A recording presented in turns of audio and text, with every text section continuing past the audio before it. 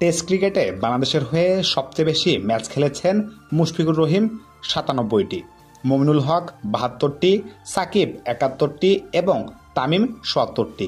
অর্থাৎ টেস্ট ক্রিকেটে ম্যাচ খেলার অভিজ্ঞতায় এখন সাকিব তামিমের মতো মহারথীদের ছাড়িয়ে গেছেন বাংলাদেশের টেস্ট স্পেশালিস্ট মমিনুল হক। ব্যাপারটা আনন্দের, তবে একই সাথে হতাশার। টেস্টে মমিনুল এবং সাকিবদের রানের ব্যবধানটা দেখলেই বিষয়টি ক্লিয়ার হবে। মমিনুল 72 টেস্টে 4591 রান, গড় 37.02। সাকিব করেছেন 71 টেস্টে 4609 রান, গড় 37.77। তামিম ইকবাল 70 টেস্টে করেছেন 5134 রান, গড়টাও 38.89। বেশি ম্যাচ খেলানো মমিনুলের টেস্ট রান অলরাউন্ডার সাকিবের চেয়েও কম, তামিম থেকে তো আরও কম। অথচ টেস্ট স্পেশালিস্ট হিসেবে মমিনুলের রান ও গড় দুটাই আরও সমৃদ্ধ হওয়া উচিত ছিল বলে মনে হয়। হ্যাঁ, এখানে অবশ্যই একটা কারণ আছে। মমিনুল যেহেতু টেস্টই খেলেন, তাই মাঝে এমনও বছর গেছে যেখানে খুব একটা ম্যাচ খেলেননি বললেই চলে। ফর্ম ধরে রাখাটা টাফ।